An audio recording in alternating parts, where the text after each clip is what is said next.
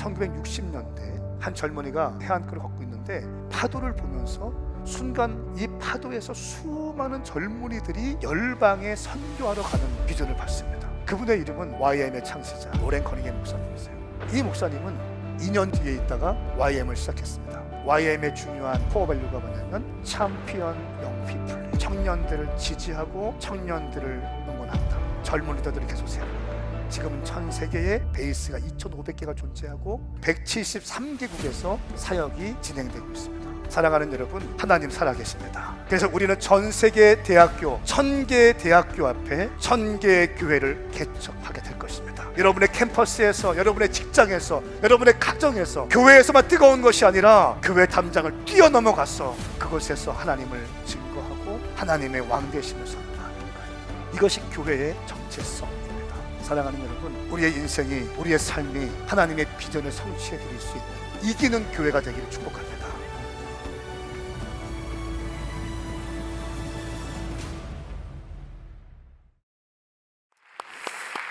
할렐루야, 할렐루야. 지금까지 인도하시고 오늘도 살아계시며 내일 다시 오실 주님을 찬양합니다. 교회의 머리이신 주님을 찬양합니다. 세계를 경영하시는 주님을 찬양합니다. 아멘, 아멘. 옆에 있는 분에게 한번 인사하겠습니다. 당신은 반드시 회복되어 쓰임받게 될 것입니다. 시작. 당신은 믿음의 주인공이 될 것입니다. 아멘. 여러분, 우리 아이들 앞에서 율동할 때 어떠셨어요? 너무 행복하지 않았어요? 천국은 마치 이게 팔이 좀 안 올라가지고 문제지만 행복했잖아요. 근데 제가 한 가지 부탁드리고 싶은 게 있는데, 우리 아이들이 조금 더 많이 올라갔으면 좋겠어. 응? 두 명 올라갔는데 한 5명씩. 네? 할렐루야. 그래서 초등학생들 한 5명, 또 중학생들 5명, 이렇게 같이 해서 좀 이렇게 그렇게 했으면 좋겠습니다.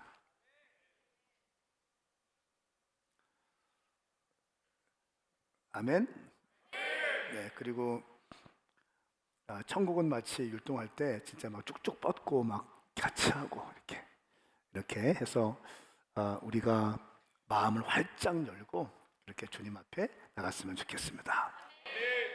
오늘 말씀이 기대가 되시면 두 손 들고 아멘 해보세요. 말씀이 당신을 살릴 수 있다고 믿으면 아멘 하세요. 한번 따라해 보세요. 이 말씀이, 크게요, 이 말씀이 나를 살립니다. 이 말씀은 하나님의 말씀입니다. 나는 하나님의 말씀의 통치를 받습니다. 하나님의 말씀은 가장 완벽한 길입니다. 동의하시면 아멘 하십시오. 오늘부터 5주 동안 교회의 본질에 대해서 말씀을 선포하길 원합니다. 처치 이센셜스, 교회의 본질이라고 하는 5가지 큰 주제가 있는데, 레이투르기아, 예배는 하나님을 향하여 드리는 겁니다. 두 번째, 코이노니아, 교제라고 해요. 교제는 공동체를 향하여 함께 하는 것이죠. 세 번째, 디다케, 양육과 훈련입니다. 이것은 나의 영혼을 위하여 하는 거예요. 그리고 디아코니아, 섬김과 봉사, 이웃을 향하여, 우리가 매주마다 이웃을 향하여 나아가고 있지 않습니까? 이 디아코니아라는 거예요. 디아코니아. 5번째, 캐리그마, 복음과 전도, 세상을 향하여 나가는 거예요. 교회가 교회 담 안에만 갇혀 있으면 안 돼요. 그건 교회의 본질에서 어긋난 겁니다. 또 예배만 드리고 가면도 안 돼요. 교회의 본질에서 어긋나는 거예요. 공동체 안에 들어오셔서 삶을 나누셔야 되는 거예요. 이것이 교회의 5가지 본질인데요. 저는 오늘 우리 교회가 개척 만 12년 전에 한남대학교에서 청년 10명이 시작한 교회인데 주님께서 은혜 주셔서 여기까지 오게 되었어요. 이 시대에 정말 기적과 같은 일입니다. 아멘 하세요? 기적이에요, 기적. 통합 측에서 볼 수 없는 유례 없는 부흥이라고 이 우리 총회장 목사님 또 노예 목사님께서 많이 말씀해 주셨어요. 너무 감사한 건 뭐냐면 우리 교회가 지난주 입당 감사 예배 토요일 날 드리고 화요일에 은목교회 목사님들 사모님들 초청해서 100명이 넘는 분들 초청해서 함께 예배 드렸습니다. 예배 드리고 또 식사를 섬겨드리고 선물도 드리고 용돈도 좀 드리고 교회 건축을 하고 있는데 섬기는 거예요. 한평생 하나님의 몸된 교회를 위해서 수고하시고 애쓰신 목사님들을 위해서 섬기는 거예요. 얼마나 감사한지. 근데 이 일을 위해서 우리 성도님들이 또 막 자원하는 심령으로 참여하셔서 재정도 어떤 분들은 드리고 어떤 분들은 당일날 오셔서 서빙하고 수고하고 애쓰신 분들도 계시고요. 주차하신 분들도 계시고 또 선물을 준비해서 이 선물 목사님들께 드리십시오 하신 분들도 있고요. 어떤 한 분은 사진 찍는 게 본인이 달란트인 거예요. 사진 작가이면서 교수인데 이 분이 갑자기 은목교회 목사님들 위해 사진을 찍어드리고 싶다고 그 장비하고 같이 와서 사진을 찍어드린 거예요. 30분 정도만 올 줄 알았는데 참석하신 모든 분들이 사진을 찍겠다고. 그러니까 줄을 서서 사진을 찍는데 제가 거기 한번 있었어요. 어떤 목사님이 이렇게 말씀하시더라고요. 사진 찍어본 지가 10년도 넘었는데 오늘 이 예배에 와서 사진도 찍고 가네요. 사진만 툭 찍는 게 아니라 앨범까지 액자까지 준비해서 넣어드리더라고요. 제가 담임 목사로서 너무너무 행복했어요. 우리 교회 너무 멋있다. 이거 나만 멋있는 거예요? 우리 교회 진짜 너무 멋있다. 건축하고 막 이렇게 하고 있는데 진짜 멋있게 사역한다. 할렐루야. 우리 그 좋으신 주님께 우리에게 그렇게 섬길 수 있도록 은혜 주신 주님께 박수 한번 하겠습니다.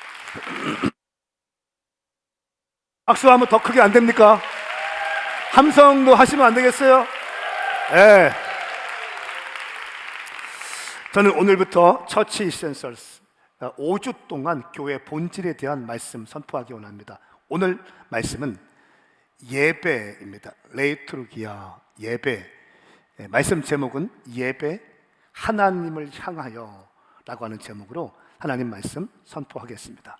요한복음 4장 23절 24절 말씀 함께 읽겠습니다. 이 말씀은 저와 여러분들을 향한 하나님의 말씀입니다. 시작. 이제 참되게 예배하는 사람들이 영과 진리로 아버지께 예배드릴 때가 오는데 지금이 바로 그때다. 아버지께서는 이렇게 예배드리는 사람들을 찾고 계신다. 하나님은 영이시니 하나님께 예배드리는 사람은 영과 진리로 예배드려야 한다. 아멘. 아멘. 예배, 레이투르기아, 워십이란 무엇인가요? 첫 번째, 예배는 신앙생활의 핵심입니다. 예배 놓치면 신앙생활 놓칩니다. 예배 느슨해지면 신앙생활 느슨해지고 예배 놓치면 하나님에 대한 사랑이 식어지게 되어 있어요. 그래서 어둠의 영들은 당신을 넘어뜨리려고 할 때 먼저 예배에 대한 열정을 식어지게 만든다는 거예요. 예배는 크리스찬이라고 한다면 넘을 수 없는 선입니다. 우리가 이런 말을 많이 하죠. 선을 넘지 마 라고 많이 하잖아요. 선을 넘지 마. 크리스찬들은 이 선 넘지 말아야 될 선이 있는데 예배를 놓치는 거예요. 주일 성수를 놓친다. 주일날 하나님께 예배 드리지 못한다 그러면 크리스찬의 정체성은 아닙니다. 동의하시면 아멘 하세요. 하나님께서 천지를 창조하시고 6일 동안 천지 창조하시고 7째 날 쉬셨어요. 그리고 예수님께서 금요일 날 십자가에 돌아가시고 3일 만에 부활 승리하셨어요. 주일날 승리하셨어요. 구약에서는 안식일을 지키라고 하지만 엿새 날에 지키라고 했지만 우리는 예수님을 믿음으로 예수님의 구원의 백성이 되었기 때문에 십자가에서 죽으시고 3일 만에 부활하신 주일날을 기념해서 구약의 안식일을 지키고 있는 거예요. 여러분, 우리가 말씀을 계속해서 보신 분들 가운데 매일같이 우리가 일용할 양식이라는 걸 하지 않습니까? 하루에 한 장씩 말씀을 10분에서 15분 정도 담임 목사가 말씀을 선포해줘요. 그 메시지가 DNA 소그룹에 들어가게 되고 그 말씀을 읽고 말씀을 듣고 메모해요. 근데 예레미야 17장 이번 주에 있던 메시지인데 어떤 내용이 있었습니까?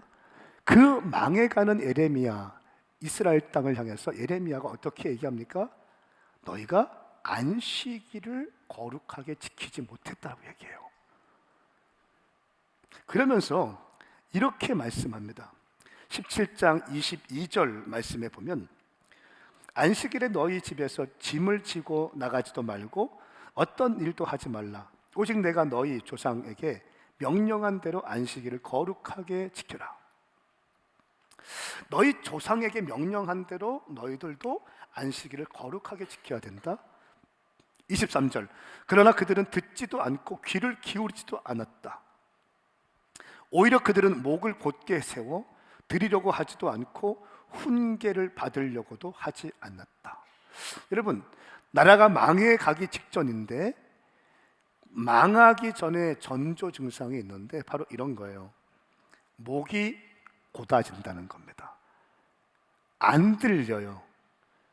말을 하면 들어야 되는데 하나님께서 말씀하시고 하나님의 말씀이 예레미야 입을 통해서 말씀하시는데 그 말이 안 들리는 거예요. 왜요?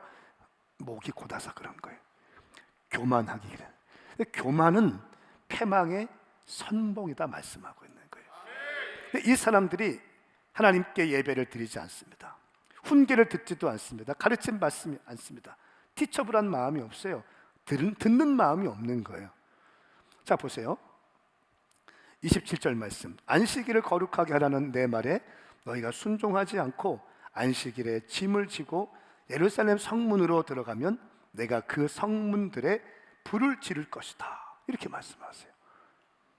안식일에 너희가 짐을 지고 가지 말라는 거예요. 그런데도 안 듣는다. 그러면 내가 너희들이 짐을 지고 가는 그 성문에 불을 지를 것이다. 무슨 말씀입니까? 이거 어떻게 해석할 수 있겠어요? 안식일에 예배 드려야 되고 하나님을 경배해야 되고 하나님을 섬겨야 되는 그 시간에 바리바리 짐을 싸서 여행을 가거나 비즈니스 하기 위해서 너희가 그 시간들을 보내면 그 성문에다 불을 지른다고 말씀하시는 거예요. 여러분, 이 말씀은 굉장히 두려운 말씀인 거예요. 동의하시면 아멘 하십시오. 여러분, 아멘 할 때 이 말씀이 당신의 심령에 새겨져야 되는 거예요. 오늘 저는 여러분들을 그냥 좋은 말을 하고 위로의 말씀을 전하다가 여러분을 보내드릴 생각이 없어요. 하나님이 이곳에서 선포하시고 싶은 말씀이 선포되어져야 되고 하나님이 작정한 사람들 가운데는 이 말씀이 심겨질 줄 믿습니다. 말씀이 심겨지면 인생이 바뀌기 시작하는 거예요. 말씀이 내 영혼에 박히기 시작할 때 내 인생의 새로운 전환점이 시작되는 줄 믿습니다. 안식일에 짐을 가지고 비즈니스 하지 말고 여행하지 말고 너희는 안식일에 예배하라는 거예요. 여러분, 그러므로 크리스찬들이 넘지 말아야 될 선이 있는데 그것은 바로 주일 성수에 실패하지 않는 것입니다. 옆에 있는 분에게 한번 인사합시다. 우리 주일 성수 실패하지 맙시다. 시작. 신앙생활의 승리는 주일 성수의 승리입니다. 예수님을 믿는 자, 나 같은 죄인 건져주신 하나님의 은혜에 너무너무 감사해서 그 구원의 감격을 가지고 사는 크리스찬들은 반드시 주일 성수를 해야 된다는 거예요. 이것이 크리스찬의 정체성입니다. 시대가 악해지면서 사람들이 이제 주일 성수에 대한 개념이 희미해지기 시작하는 거예요. 세속화의 바람이 들어왔어요. 개인주의의 시간이 들어왔어요. 소비 문화가 됐습니다. 워라밸을 이야기합니다. 그러면서 하나님 중심보다는 나를 향한 방향으로 모든 생각과 재정과 이 모든 시간 투자하는 것들이 나를 향해서 온다는 거예요. 이건 문제예요. 여러분, 저는 여러분들의 인생이 행복하기 원합니다. 여러분들의 인생이 복되길 바랍니다. 아름답고 풍성한 인생이 되기 원합니다. 그리고 무엇보다 주일 성수에 생명 걸 수 있기를 예수님의 이름으로 축복합니다. 레이투르기아, 예배란 무엇인가? 첫 번째, 넘을 수 없는 선이다. 신앙생활의 핵심이다 말씀드렸고요. 두 번째는 살아계신 하나님께 올려드리는 영적 행위이다 라고 말씀하고 있습니다.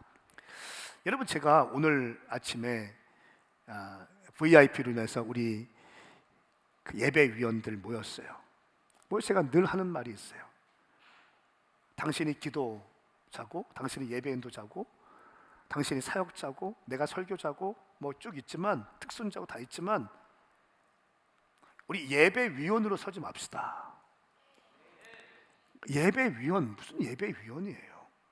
예배를 섬기는 자들로 섭시다. 그래서 우리는 어떤 표현을 씁니까? 예배 수종자라는 말을 써요. 예배위원들은 행사를 진행하는 사람이잖아요. 수종자는 뭡니까? 예배를 받드는 자들이에요. 예배를 섬기는 자들이에요. 저는 우리의 예배가, 우리의 태도가 하나님을 섬기는 예배 수종자의 모습으로 서기를 축복합니다. 여러분, 예배도요, 하나님께서 받으시는 예배가 있고 받지 않으시는 예배가 있어요. 여러분, 믿어지나요? 우리가 예배 드리면 하나님은 무조건 그 예배를 받으십니까? 성경에 그런 말 없어요. 우리가 헌금 드리면 그 헌금 하나님이 다 받으십니까? 재정팀은 받을지 모르겠지만 당신의 헌금을 받으시는 헌금도 있고 안 받으시는 헌금도 있어요. 여러분, 창세기 말씀에 보면 가인과 아벨에 대한 이야기가 나옵니다.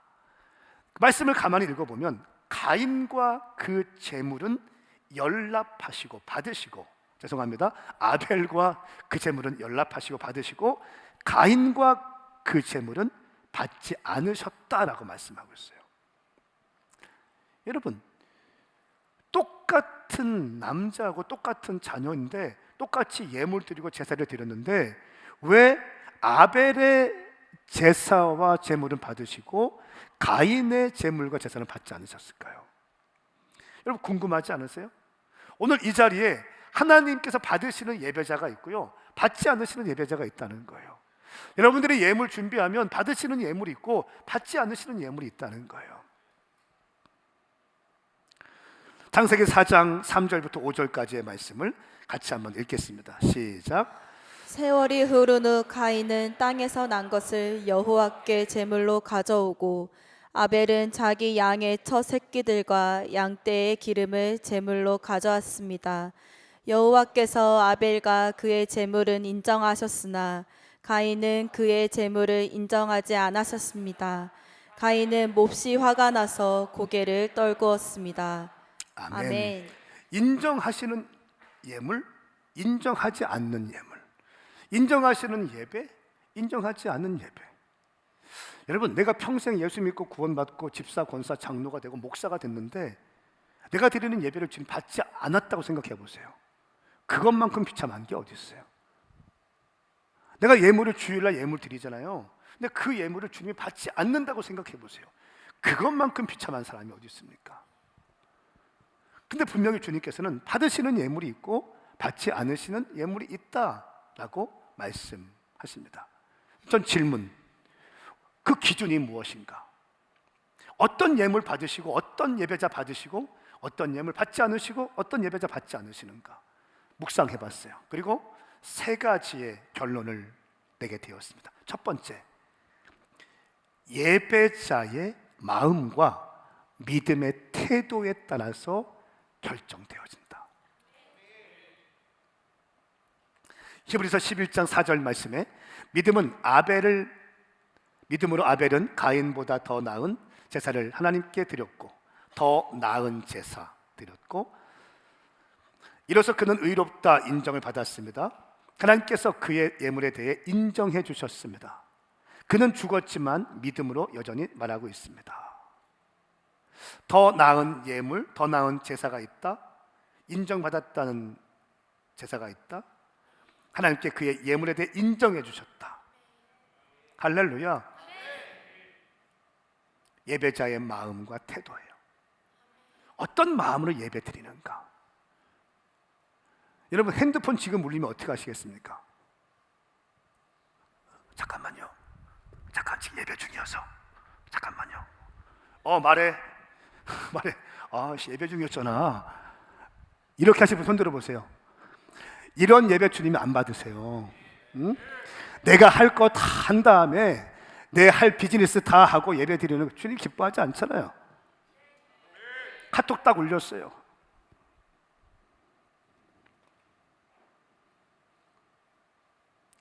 여러분 더 나은 예배가 있고요, 못한 예배가 있다는 거예요. 더 나은 예배를 주님은 받으시는 줄 믿습니다. 아벨은 가장 좋은 것을 드렸습니다. 양의 첫 새끼와 기름을 드렸습니다. 그리고 가인은 형식적인 것, 땅에서 난 것을 그냥 드렸습니다. 성경에서 피의 제사는 죄의 용서와 연관이 있습니다. 그러니까 아벨이 양의 첫 새끼와 기름을 드렸다는 것은 하나님, 내가 죄인입니다. 나의 제물을 받아주시옵소서. 주님, 내가 죄인입니다. 내 죄가 너무너무 말도 못한데 주님께 왔습니다. 받아주시옵소서. 이런 마음의 태도, 이런 준비된 진실된 예물을 드린 거고요. 가인은 농부였거든요. 농사하던 거, 일상적인 거, 그냥 늘 하던 거 묶어서 드렸다는 거예요. 이 예물, 이 가인의 태도 받지 않으시는 거예요. 여러분 오늘 교회 나오실 때 어떤 마음으로 나오셨어요? 기대감을 갖고 나오셨나요? 하나님께 말씀을 받을 생각을 하고 주님께 경배할 생각을 하고 동역자들을 만나고 나눔을 할 생각하면서 기대하면서 나오셨습니까? 아니면 그냥 마지못해서 나오셨습니까? 하나님은 예물을 받으시기 전에 먼저 그 사람의 마음을 받으시는 줄 믿습니다. 가인과 그 예물은 받지 않으시고 아벨과 그 예물은 받으셨다. 오늘 여러분들의 예배가 하나님이 받으시는 예배자가 될 수 있기를 예수 그리스도의 이름으로 선포합니다. 선포합니다. 세 번째, 왜 하나님은 가인의 예물 받지 않으셨는가? 그리고 아벨은 받으셨는가? 삶과 인격의 차이에서 모든 것은 결정되어집니다. 예배자의 인격이 예배를 결정해요. 다시 한번, 예배자의 인격이 예배를 결정합니다. 하나님께서 아벨의 제사와 예물 받으시고 자기 거는 연락하지 않으신 것을 보고 가인이 어떻게 했어요? 시기심이 발동해서 자기 동생 아벨을 죽였어요. 이 가인의 삶, 자기의 혼의 생각을 통제하지 못하고 감정적으로 일을 처리하는 이 가인의 모습, 요한일서 3장 12절 말씀에는 이렇게 말씀합니다. 우리는 악한 자에게 속해 자기 동생을 죽인 가인처럼 되지 말아야 합니다. 자, 가인이 똑같이 예배에 나왔고 똑같이 헌금도 했지만 이 사람은 악한 자에 속해 있다는 거예요. 이미 어둠의 영들에 속해 있다는 거예요. 그리고 그의 삶이 악한 영들의 지배를 받는 삶이었다는 것을 말씀하고 있는 거예요. 대체 왜 가인이 동생을 죽였습니까? 그것은 자기 행위는 악하고 동생의 행위는 의로웠기 때문입니다. 시기 나서 죽이는 거예요. 여러분, 우리는 하나님이 받으시는 그 예배 오늘 드려드리기 축복합니다. 예배란 무엇인가에 대해 설명하고 있어요. 첫 번째는 신앙생활의 핵심이다. 두 번째는 살아계신 하나님께 올려드리는 영적 행위이다. 여기에서 받으시는 예배가 있고 받지 않으시는 예배가 있다라고 말씀을 드렸어요. 세 번째, 예배는 하나님의 콜링과 하나님의 자녀들의 응답의 행위가 바로 예배예요. 하나님이 우리를 콜링하십니다. 예배의 부름, 예배에 부르신 것은 하나님이신 거죠. 그 말씀 선포하는 것은 담임 목사가 말씀을 선포하고 있지만 인간의 생각과 인간의 입술의 말로 선포하고 있지만 이 설교는 하나님의 말씀에 근거한 메시지라면 이 말씀은 하나님의 말씀으로 받으셔야 된다는 거예요. 이것이 바로 예배를 드리는 자의 태도라는 거예요. 내가 하나님이 아니라 하나님의 말씀을 대언하는 자이기 때문에 하나님의 말씀으로 받아야 한다는 것입니다.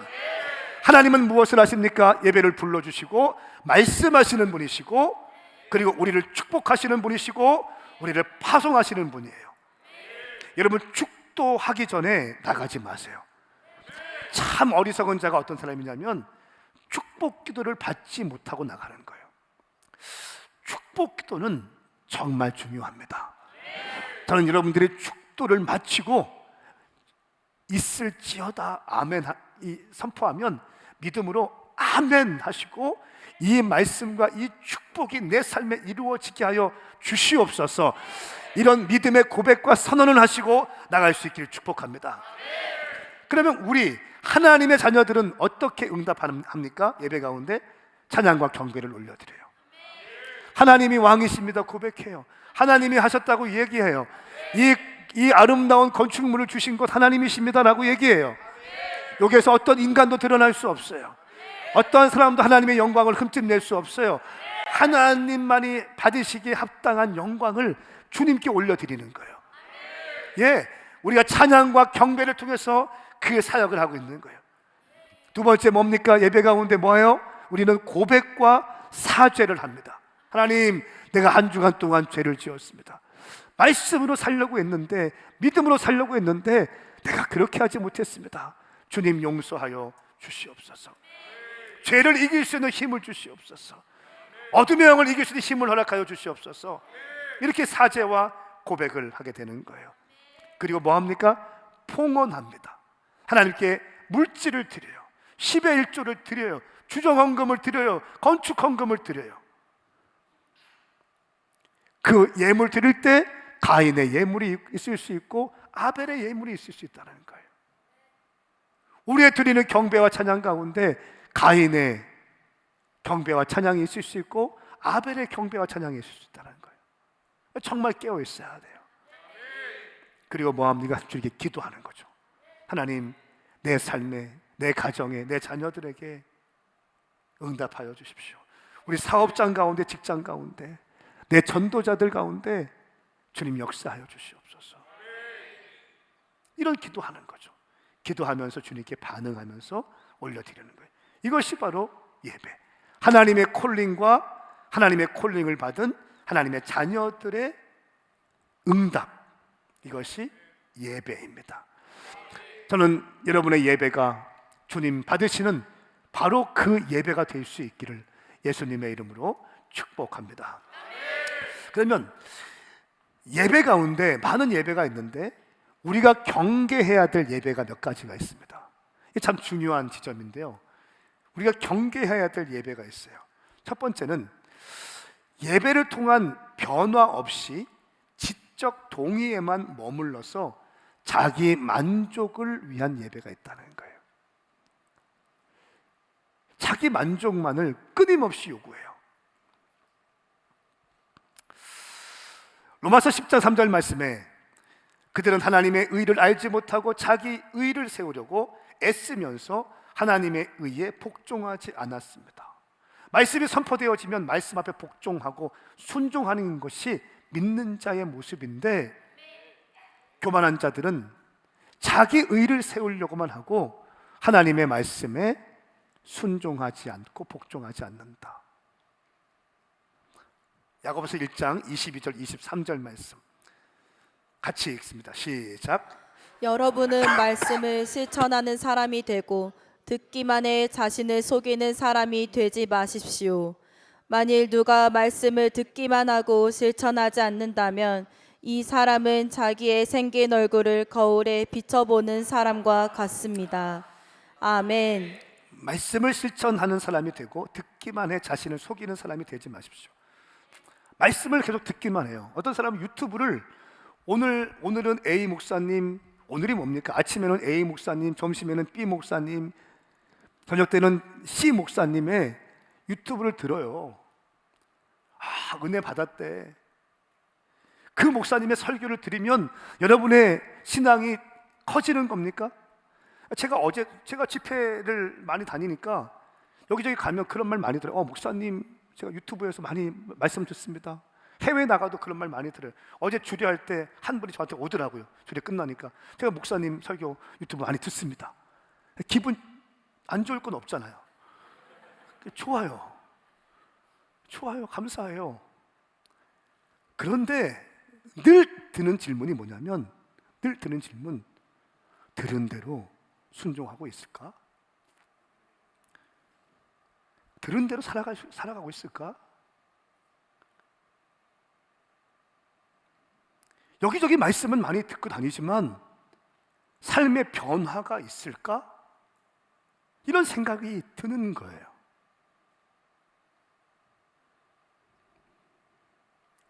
말씀을 실천하는 사람이 되고 듣기만 해 자신을 속이는 사람이 되지 마라.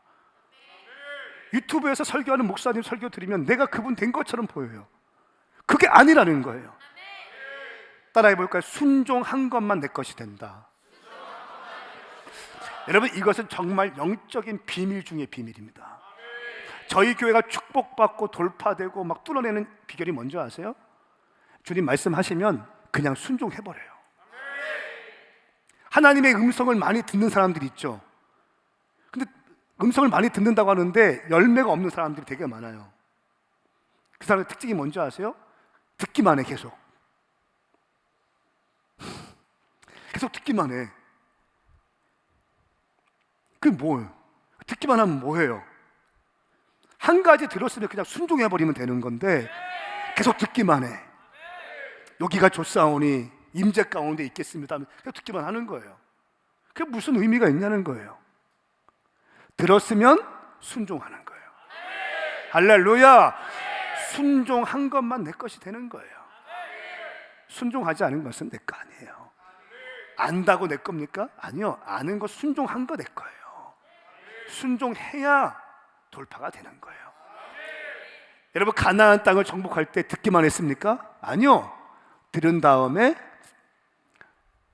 군대들을 준비해서 가나안 땅을 밟았어요. 요단강을 건너갔어요. 할렐루야. 그러니까 가나안 땅을 정복하게 되는 거예요. 홍해를 가를 때, 출애굽할 때 어떻게 출애굽했습니까? 그냥 듣기만 했습니까? 아니요. 출애굽할 준비를 했어요. 홍해 건너가라고 할 때 홍해 건너갔어요. 할렐루야. 안전지대를 포기하고 순종의 발걸음을 내디뎠습니다. 이것이 능력 있는 삶의 특징이라는 거예요. 마지막 때 키워드는요, 결단력이에요. 결단력. 실행력이에요. 실행력. 실행하지 않은 것은 내 거 아닙니다.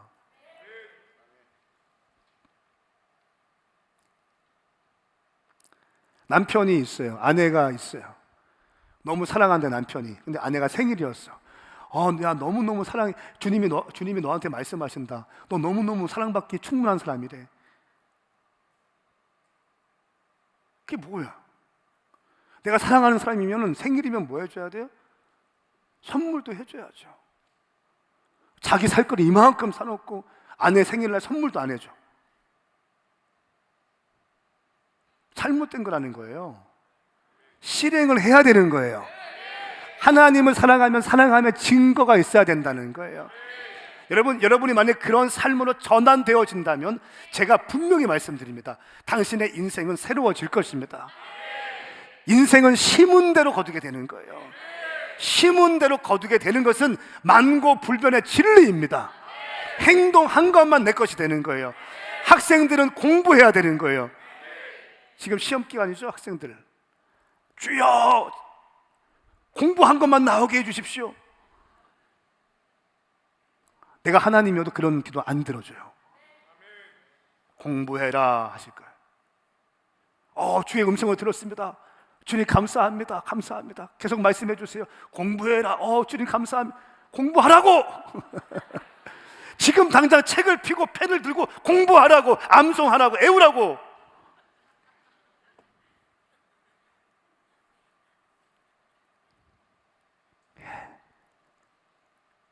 한번 생각해 보세요.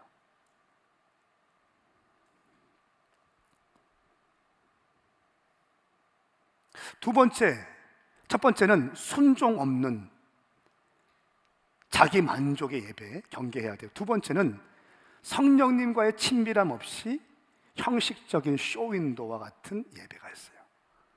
또 종교적인 예배, 늘 반복적인 패턴으로 예배하는 거예요. 근데 성령님과 갈망함과 또 친밀함이 없어요. 형식적으로, 종교적으로, 교리적으로 의식화된 예배에 그냥 순응하면서 들어가는 거예요. 여러분, 이런 예배는 경건의 모양은 있지만 경건의 능력은 없다고 주님께서 말씀하셨어요. 주님께서 바리새인과 서기관들을 왜 경멸하시는지 아세요? 그들은 모양을 그렇게 많이 갖췄거든요. 바리새인이 아마 설교한다면 지금 막 대단한 이렇게 저같이 말을 막 빠르게 하지 않고 하나님께서 오늘 여러분에게 말씀하십니다. 성령 받으라. 이렇게 할지도 모르겠어요. 가운 입고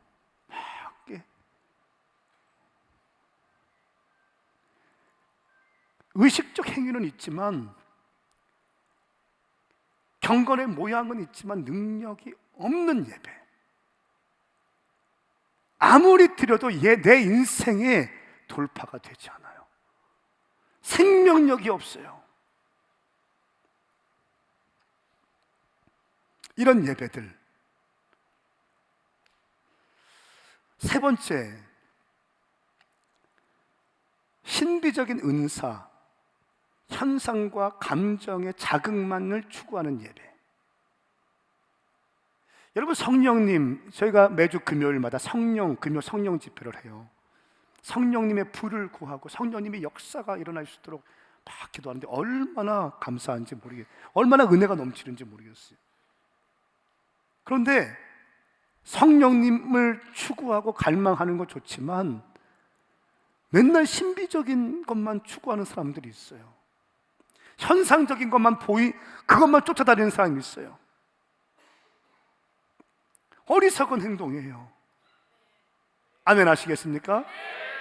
하나님께서 역사하시는 순간이 있지만 그 신비적인 역사들만 추구하면서 자극적인 감정만 고조시키는 거, 이거 위험합니다. 저희 청년들은 어떻습니까? 여러분, 제가 만 12년 전에 청년 10명과 교회를 개척했다고 했잖아요. 청년들 기도합시다, 막 기도해요. 찬양합시다, 와 찬양해요. 오늘 교회 왔어, 예배 끝나고 전도합시다, 아멘 하고 전도해요. 청년 스피릿이에요. 이게 나쁜 거 아니에요. 좋은 거예요. 그런데 말씀이 없을 수가 있잖아요. 찬양은 뜨겁고 기도는 뜨거운데 뭔가 사역도 많이 하는데 말씀이 없는 거예요. 제가 이런 청년 사역하지 말겠다고 결정했어요. 모든 사역 가운데 말씀이 기초가 돼야 된다. 말씀이 중심이, 말씀이 이끄심이 있는 그런 사역, 그런 교회에 이끌어 가겠다. 청년으로 시작했지만 교회가, 그래서 9년 전부터 매일같이 하루에 한 장씩 말씀을 나눠요. 목이 안 좋을 때는 예전에 했던 메시지를 다시 보내드리기도 하고, 내가 들어보고 수정할 거 수정하고 보내드리기도 하지만 거의 제가 해요. 집회 갈 때 차 안에서도 말씀을 녹음해서 보내고, 해외 가서 집회하기 전에도 녹음해서 보내고. 이거 왜 그런지 아세요? 매일 같이 하루에 한 장씩 말씀 위에 여러분들이 서기 위해서. 저희 교회 사역자들, 청년들, 스태프들은요 새벽 예배 끝나고 9시에 모여서 10시 반까지 하루에 한 장씩 말씀을 같이 읽고 같이 쉐어하고 같이 제 메시지를 듣고 나눔을 하고 기도하고 10시 반까지 그렇게 말씀을 공부해요. 그리고 청소합니다. 그리고 점심을 먹어요. 아침에는 사역을 안 해요, 거의. 여러분, 우리 교회 같이 사역이 많은 교회가 어디 있습니까? 많은 사역을 하는 교회가 어디 있어요? 근데 아침 시간을 온전히 새벽 기도, 말씀, 이걸로 온전히 시간을 보낸다는 거예요. 할렐루야. 그럼 사역이 안 됩니까? 사역은 더 잘 되고 있어요. 교회가 부흥이 안 됩니까? 교회는 더 많이 부흥되고 있다는 거예요. 사랑하는 여러분, 어떠한 신비적인 요소들 그것만 쫓아다니는 어리석은 사람 되지 마십시오. 하나님의 말씀에 기초를 굳건히 해서 이 말씀을 붙들고 말씀이 이끄시는 대로 여러분들 순종하며 갈 수 있기를 예수님의 이름으로 축복합니다. 아멘입니까? 예배하다가 치유되고 있으면 주님께서 하셨다고 박수치고, 병든 자가 있으면 안수하고, 치유되면 또 주님께 모든 영광 올려드리고 그런 거예요. 어디는 귀신 쫓는데 용하대, 거기 막 줄 서 있어. 그렇게 하지 마. 어리석은 거야.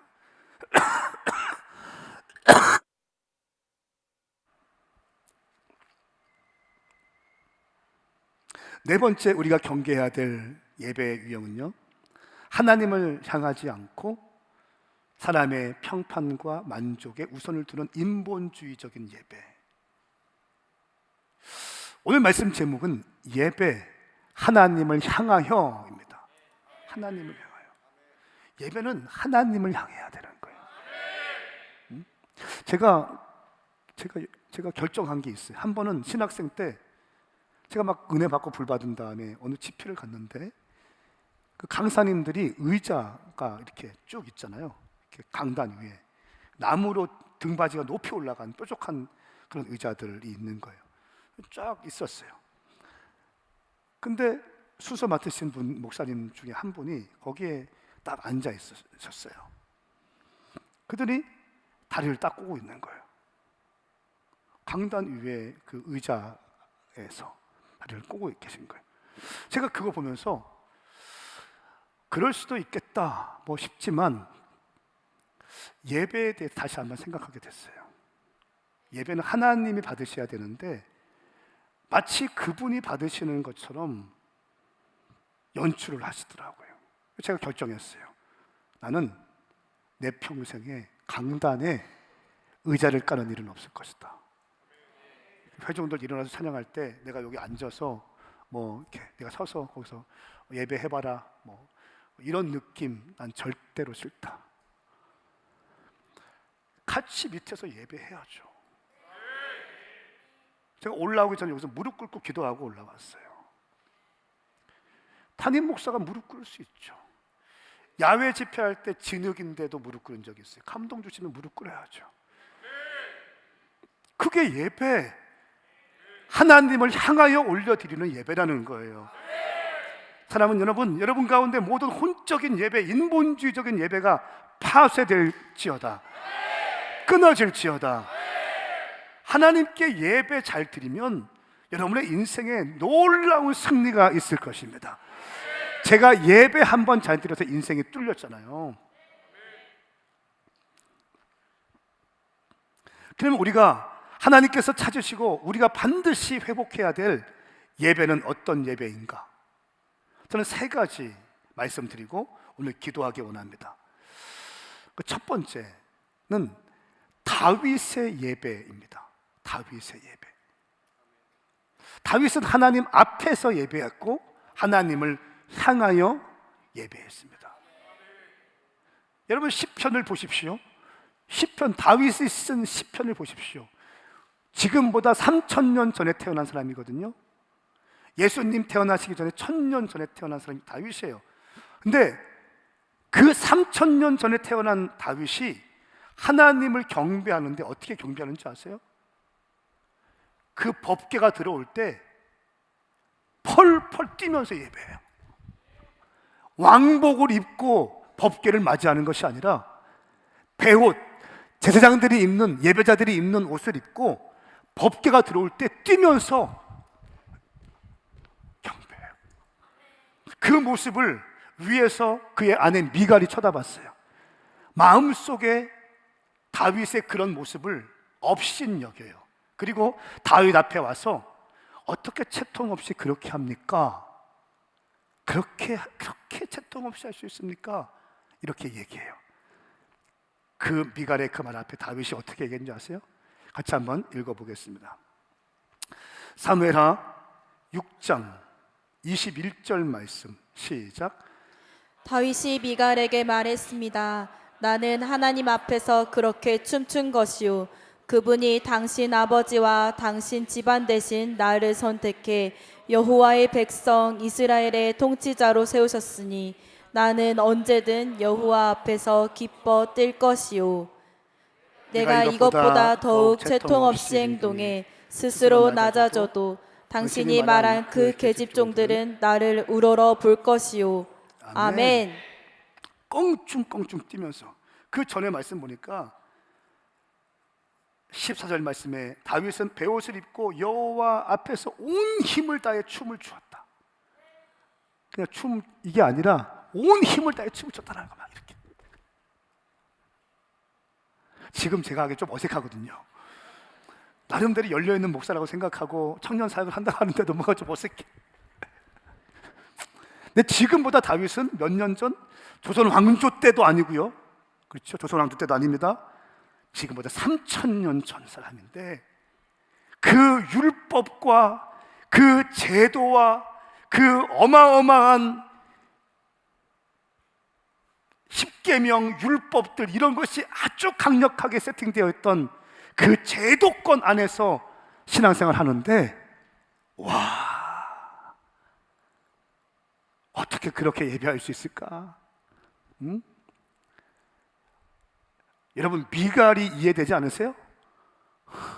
3,000년 저 다윗이 춤을 추고 있는 거예요. 법궤가 들어오는데 왕이 바지가 내려갔어요. 미갈이 이상해요? 다윗이 이상하죠. 인간적인 눈으로 볼 때, 시대적인 상황으로 볼 때, 그런데 하나님이 보실 때는 그 예배가 하나님의 마음을 감동시킨다는 거예요. 왜? 하나님은 마음의 예배를 중요하게 여기기 때문에 외적인 형식이 아니라 가운을 입을 수도 있고 안 입을 수도 있어요. 넥타이를 맬 수도 있고 안 맬 수도 있어요. 딱 오늘 아침에는 맸어요. 일부 때는 맸어요. 검은색 양복 입었어요. 2부 때는 풀었어요. 청바지로 갈아입었어요. 맬 수도 있고 안 맬 수도 있고 파이프 오르간 있을 수도 있고 없을 수도 있어요. 드럼 있을 수도 있고 없을 수도 있는 거예요. 응? 주님이 보시는 게 뭔지 아세요? 우리의 마음이라는 거예요. 할렐루야. 다윗은 그 마음의 예배를 주님께 드렸다는 거. 언제? 3,000년 전에 3,000년 전에 소 잡아서 양 잡아서 피 흘려서 피 뿌려서 죄 용서 안 받고 그럴 때 다윗은 하나님을 마주 보는 것처럼 예배했다는 거예요. 아버지와 아들로서 예배했다는 거예요. 할렐루야. 또 어떨 때 친구로서 예배했다는, 친구와 같이 속삭이면서 대화하면서 아둘람굴에서 그 고난 당할 때 밤하늘의 별을 보면서 하나님 내가 너무 힘들어요. 하나님 나와 함께하여 주시옵소서. 여호와는 나의 목자시니 내게 부족함이 없으리로다. 이런 주옥 같은 시편들이 다 광야 가운데 터져 나오는 거예요. 이 다윗의 예배, 이 다윗의 예배가 오늘 우리 가운데 회복되어질 수 있다면 여러분의 인생은 놀랍게 부흥될 것입니다. 아모스 9장 말씀에 이런 말씀이 있습니다. 아모스 9장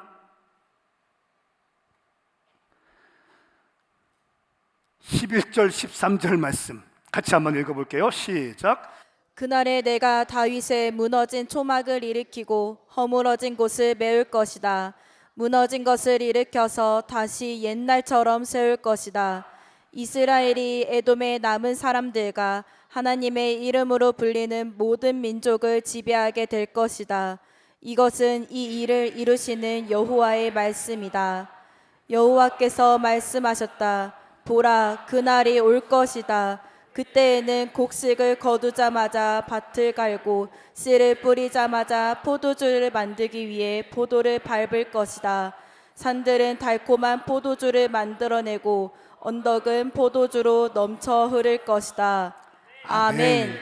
그날에 내가 다윗의 무너진 초막을 일으키고 허물어진 곳을 메울 것이다. 무너진 것을 일으켜서 다시 옛날처럼 세울 것이다. 다시 옛날 언제예요? 다윗이 다윗의 장막에서 예배했던 그때와 같이 세울 것이다.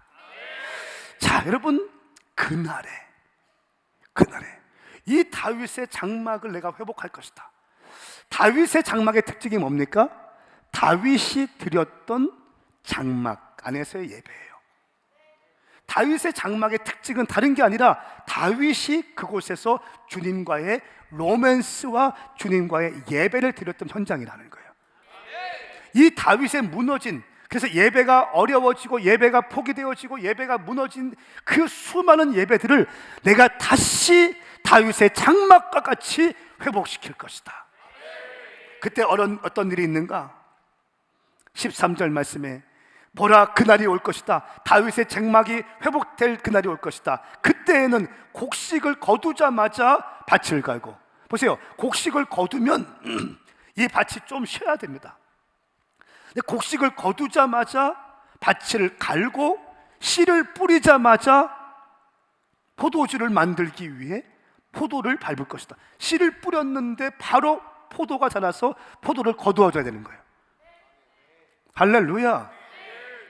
산들은 달콤한 포도주를 만들어내고 언덕은 포도주로 넘쳐 흐를 것이다. 씨를 뿌리자마자 열매를 거두게 되고 포도주를 만들게 되는, 봄, 여름, 가을, 겨울 시간도 필요 없고 그냥 씨를 뿌리자마자 거두게 되는 그런 놀라운 대부흥의 역사가 있게 될 것이다.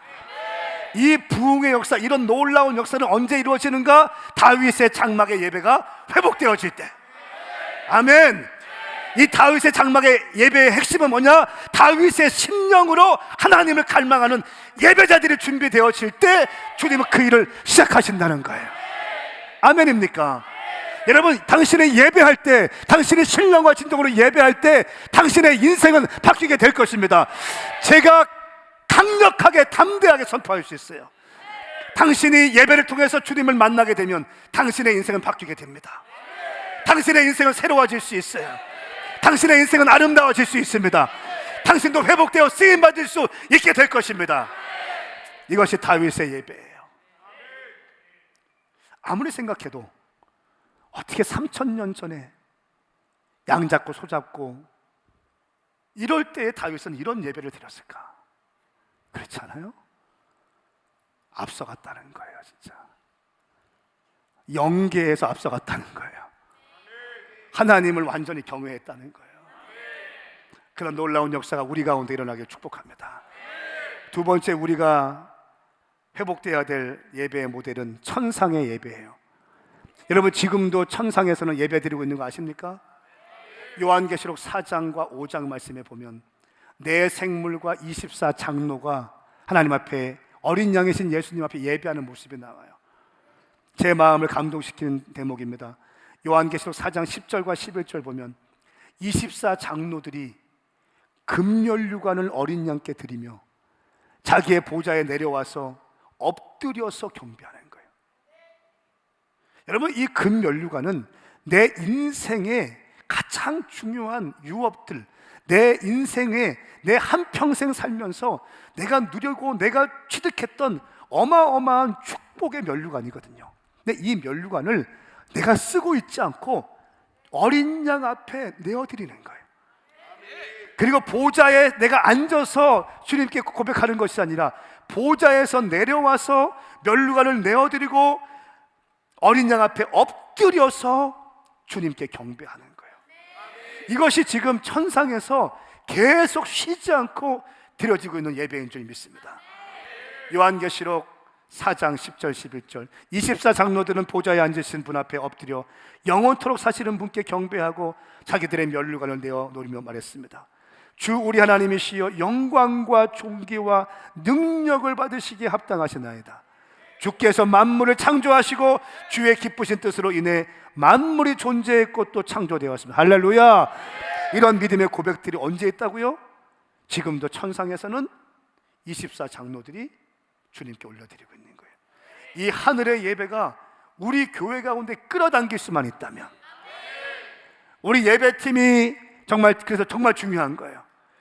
우리 예배자들이 잘 준비되어지고 우리가 마음밭이 준비되어져서 이 요한계시록 4장의 예배가 우리 가운데 풀어지기만 한다면, 할렐루야, 이것은 천국이 될 것입니다. 요게 들어오는 데마다 치유가 되실 것이에요. 회복이 있게 될 것입니다. 낙심된 영혼들이 일어나게 될 것입니다. 어디로 갈지 몰랐던 사람들이 길을 찾게 될 줄 믿습니다. 이것이 예배의 능력이에요. 마지막 세 번째는 선교적 예배입니다. 예배와 삶이 연결되어진 거예요. 썬데이 크리스찬이 에브리데이 크리스찬으로 바뀌는 거예요. 교회에서 예배했던 예배가 일상과 연결되어지는 거예요. 이걸 선교적 예배라고 합니다. 교회당 안에서만 뜨거운 것이 아니라 교회 담장 넘어서도 여전히 하나님을 경배하고 하나님을 섬기는 예배자의 태도, 이 선교적 예배가 우리 가운데 풀어지기를 축복합니다. 한 가지 영상을 보여드리길 원합니다. 이 영상은 뉴라이프 처치라고 하는 미국의 복음주의 라인의 아주 중요한 교회였는데, 지금으로 말하면 그러니까 복음주의 라인에 있지만 또 성령 사역도 굉장히 열려 있는 교회입니다. 지금으로 보면 우리 온누리교회나 오륜교회나 이런 건강한 복음주의 라인에 있지만 성령님에 대한 열려 있는 마음들이 있는 이런 교회인데요. 이 교회에서 잘 부흥되던 그 교회가 교회 위기가 왔습니다. 첫 번째 위기는 예배 드리던 중에 예배 소그룹 모임하는 중에 총기 난사 사건 통해서 그 교회 성도들이 총에 맞아 죽었어요. 그리고 또 한 가지 정말 결정적인 아픔은 그 교회 담임 목사님이 정말 유능하시고 많은 사람들을 이끌어가는 중요한 리더였는데, 이분이 스캔들이 터졌는데 동성애 스캔들이 터진 거예요. 믿고 따랐던 목사님이, 또 동성애에 대해서 신랄하게 비판했던 목사님이 동성애자였다는 것이 밝혀졌어요. 지금 그 교회 가운데 혼돈이 왔잖아요. 그때 그 교회가 뭐 한 줄 아세요? 예배했어요. 할렐루야. 예배를 통해서 돌파하는 그 오버컴이라는 곡을 썼고요. 그 오버컴 송스토리에 대한 영상입니다. 한 3, 4분쯤 되는 영상인데 이 영상 보시고 함께 예배했으면 좋겠습니다.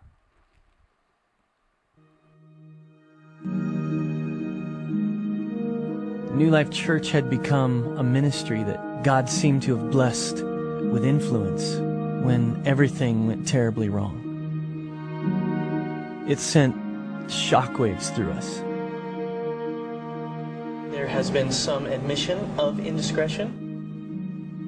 Everyone wanted to know what had happened. How could this have gone so wrong?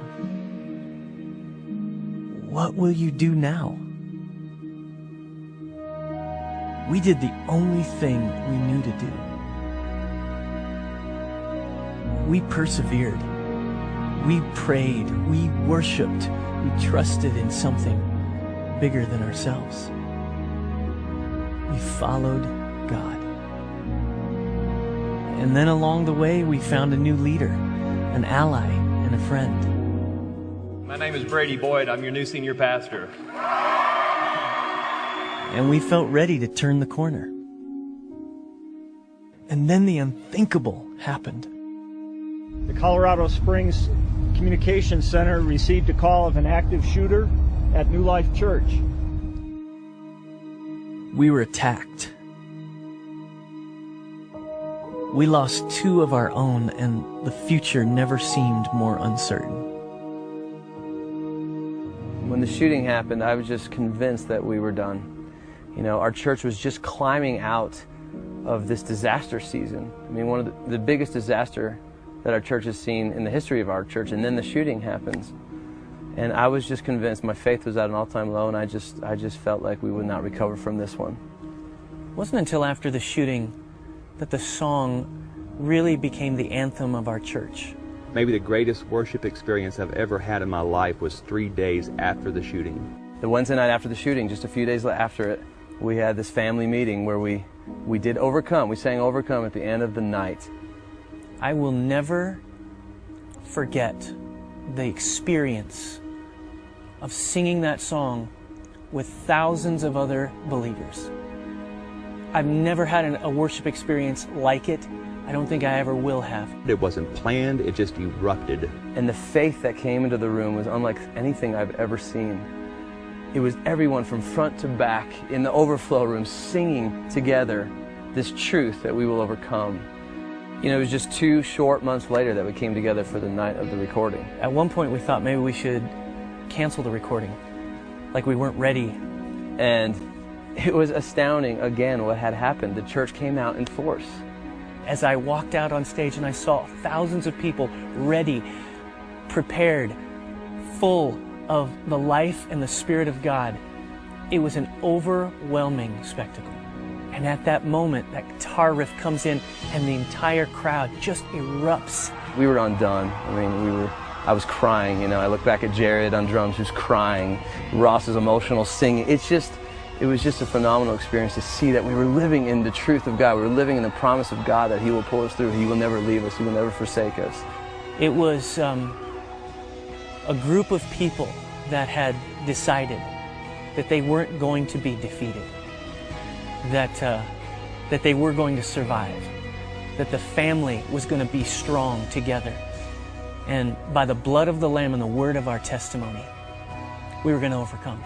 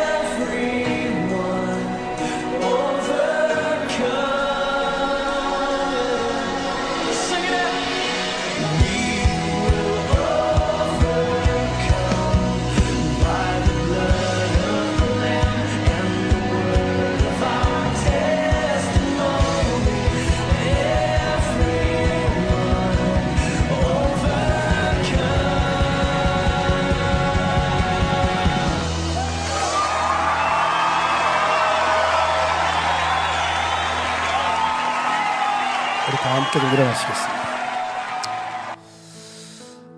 우리가 이 찬양을 함께 부를 텐데요. Overcome, 극복하리라, 이기리라. 여러분의 인생에 위기의 순간이 왔을 때, 여러분의 인생에 정말 두려운 순간이 왔을 때, 예측하지 못한 일들이 있을 때, 우리 교회도 마찬가지겠죠. 여러분 무엇을 하시겠습니까? 그때 전능하신 하나님을 경배하는 거예요. 할렐루야. 이 뉴라이프 처치에 믿었던 담임 목사님이, 명망 있는 담임 목사님이 동성애자로 밝혀지고 새로운 리더가 왔는데 총격 사건이 일어나서 2명의 성도가 죽었어요. 그때 이들이 뭐 했습니까? 다시 주님 앞에 엎드리기 시작한 거예요. 하나님을 바라보기 시작한 거예요. 할렐루야. 아멘. 사랑하는 여러분, 지금 이 자리에 있는 분들 가운데 어려움과 두려움 가운데 인생에 정말 진흙 같은 터널을 통과하고 있는 분도 계실 것이고, 재정의 문제로, 관계의 문제로 정말 쪼그라질 대로 쪼그라진 상태에서 오신 분도 계실 거고요. 육신의 질병의 문제로 힘들어하는 분이 계실 겁니다. 그러나 우리 힘을 내서 주님 예배합시다. 하나님은 영이시니 예배하는 자가 신령과 진정으로 예배할지니라. 하나님은 이렇게 자기에게 예배하는 자들을 찾으시니라. 주님을 찬양합시다.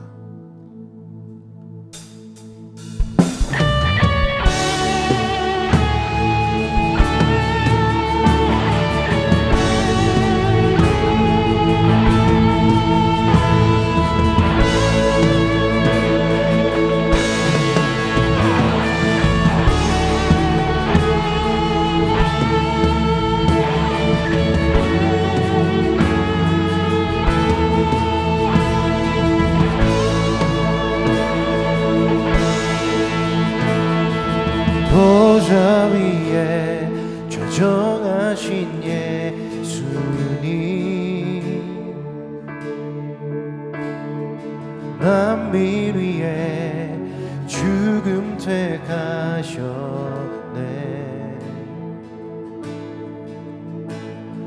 주 독생자 흠없는 어린 양,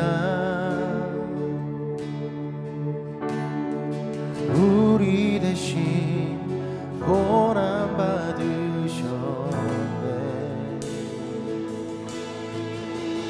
모든 권세와 모든 승리를 주께, 모든 권세와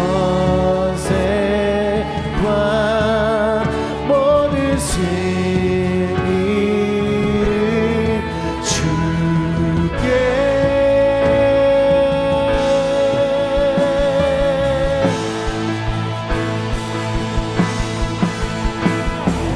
예수 존귀와 영광과 찬양 받으실 구세주 승리하셨네.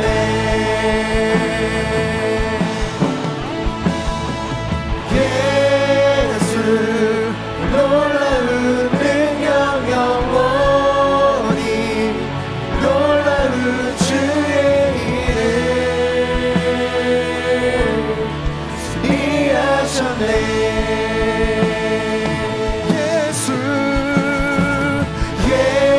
예수 존귀와 영광과 찬양 받으실 구세주 승리하셨네.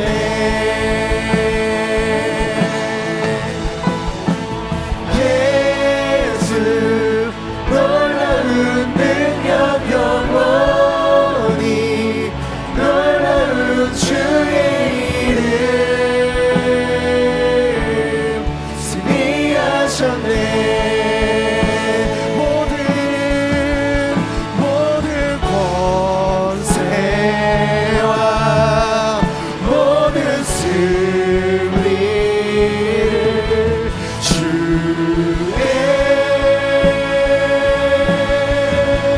모든 권세와 여러분이 위기에 빠졌을 때, 여러분의 인생의 절망 가운데 있을 때, 그때 주님을 경배해 보세요. 위기의 순간에 주님을 예배하는 거예요. 주의 권세를 노래하는 거예요. 주의 아름다움을 노래하는 거예요. 모든 승리를 주께.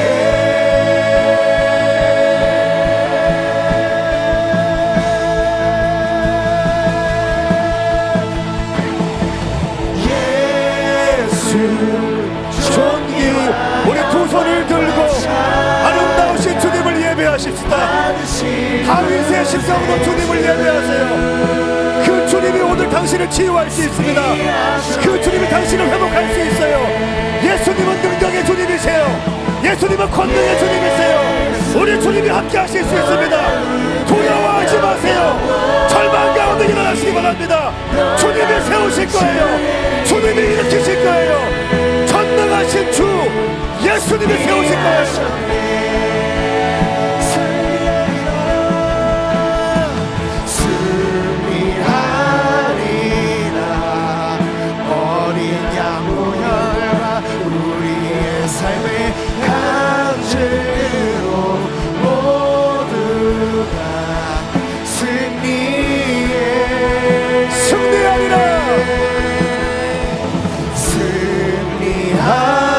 어린 양의 보혈과 우리 삶의 믿음의 간증으로 여러분 승리하게 될 것입니다. 예수의 피가 능력이 있습니다. 주의 보혈 능력이 있어요. 여러분을 승리케 하실 거예요.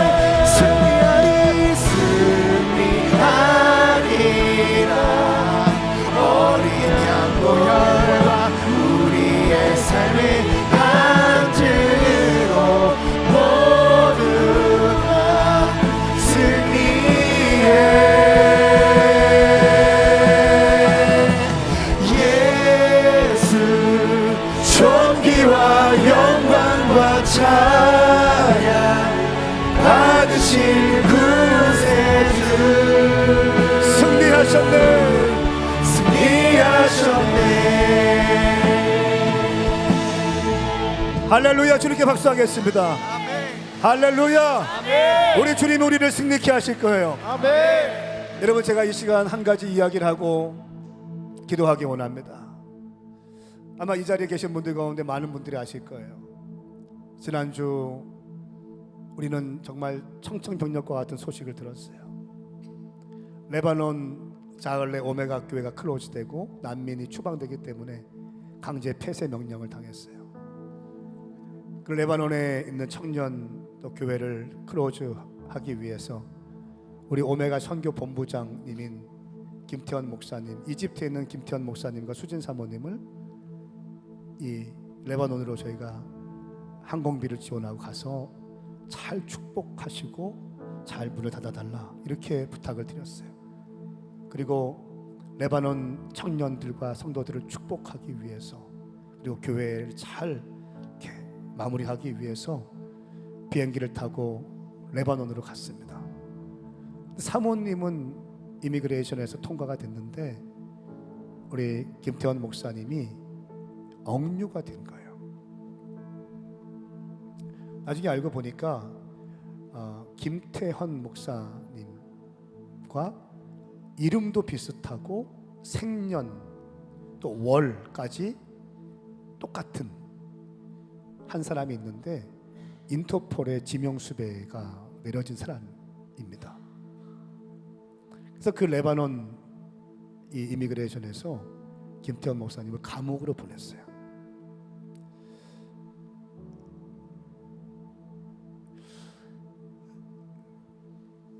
대사관에 연락해서 조치를 취했는데 대사관 쪽에서 들려오는 메시지도 우리가 할 수 있는 일이 없습니다.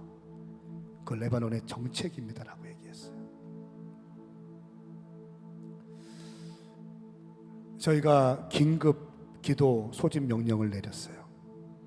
새벽에 많은 리더들이 우리 그레이스 채플을 가득 채워서 기도를 했습니다. 저는 김태원 목사님 풀려날 때까지 다시 금식하기로 선포했어요. 풀려날 때까지 나는 금식할 것이다. 교인들 앞에서 함께 선포했습니다. 제가 금식하면 리더들이 다 금식하잖아요. 교회가 금식할 때 힘이 있으니까.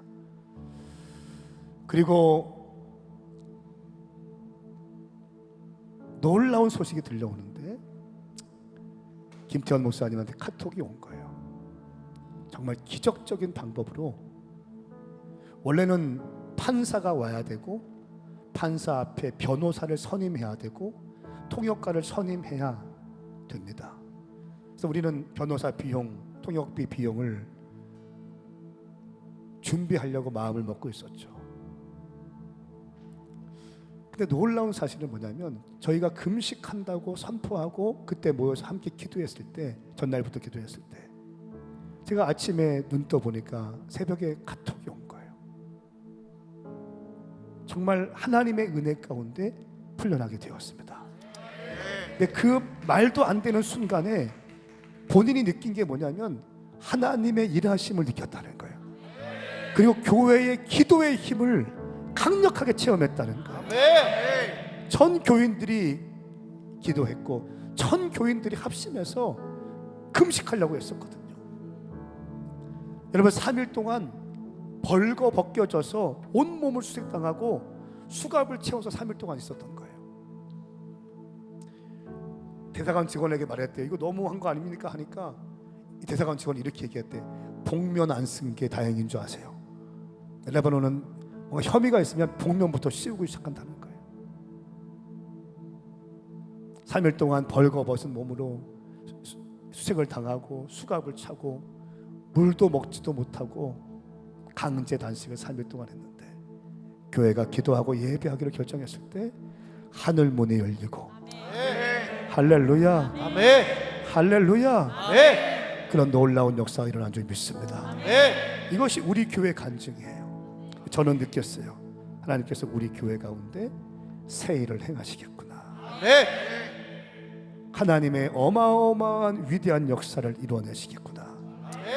사랑하는 여러분, 여러분 인생 가운데 잘 들어보세요. 어떤 사람들은 하루하루 밥 먹고 또 좋은 일 하다가 그냥 늙어가는 사람이 있어요. 근데 어떤 사람들은 예수 믿고 예수 제대로 믿고 주님 확실하게 만나서 주님 섬기다가 주님 품에 안기는 사람이 있다는 거예요. 이 땅에 태어나서 그냥 자연적 나이가 들어가면서 노인이 되어지고 그렇게 또 자연 속에 들어가서 죽임을 당하고 그 우리 육신이 그냥 없어지는 흙이 되는 게 아니라 우리의 육신은 소멸되어지지만 우리의 영은 예수 믿으면 천국 가는 거예요. 예수 믿지 않으면 지옥에 간다고 성경은 말씀하고 있어요. 저는 이 방에 있는 모든 분들이 예수님을 믿고 구원의 백성 될 수 있기를 예수님의 이름으로 축복합니다. 구원의 백성 된 사람들이 있다면 이제 성령을 받고 권능을 받아서 하나님을 섬기면서 하나님의 사역을 섬기면서 여러분의 한 번뿐인 인생이 더욱더 가치 있고 의미 있고 보람된 삶이 될 수 있기를 예수님의 이름으로 선포합니다. 이 시간 두 손을 번쩍 들고 기도할 때 하나님 내 삶이 복된 삶이 되게 하여 주시옵소서. 내 삶이 능력의 삶이 되게 하여 주시옵소서. 나도 회복되어 승인받게 하여 주시옵소서. 이 모든 것은 예배의 회복이 있을 때 시작될 것입니다. 예배의 영을 부어 주시옵소서. 우리 주의 이름 삼창 부르며 기도합니다. 주여 주여 주여.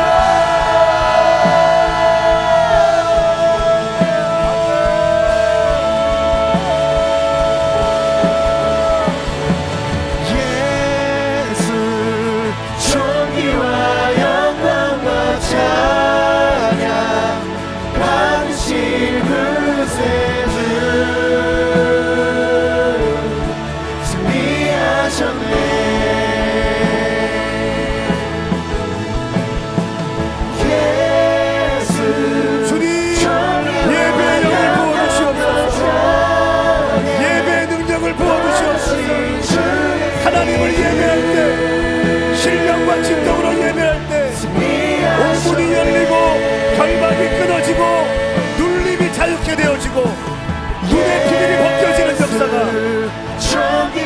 육신의 질병을 치유되는 역사가 오늘 이 시간 일어나게 하여 주시옵소서.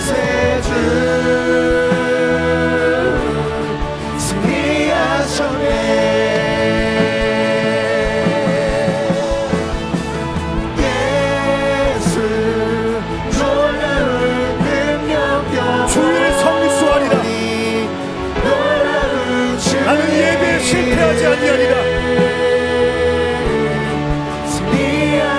하나님의 백성으로서 신령과 진정의 예배를 드리리라. 나는 가인과 그의 예물이 아니라 나는 아벨과 그의 예물을 주님께 올려드리라.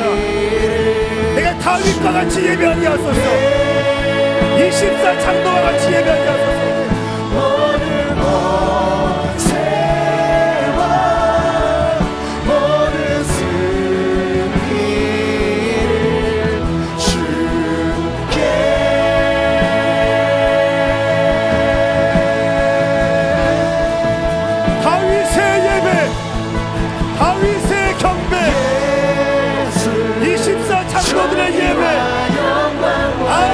예배 우리가 드려지게 하여 주시옵소서. 승리하셨네.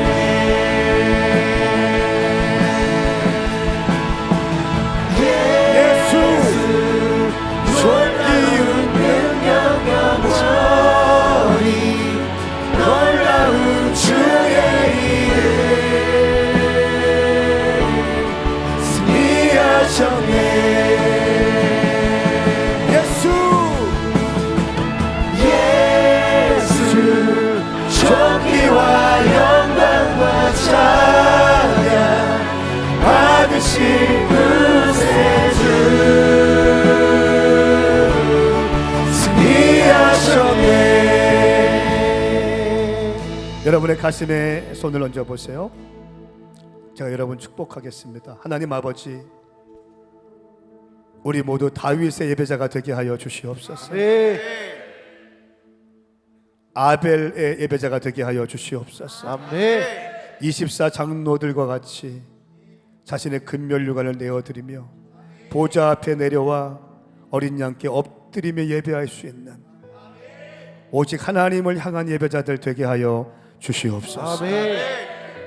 신령과 진정의 예배자, 주님께서 만나신다고 말씀하셨으니 오늘 이 자리에 만나 주시옵소서.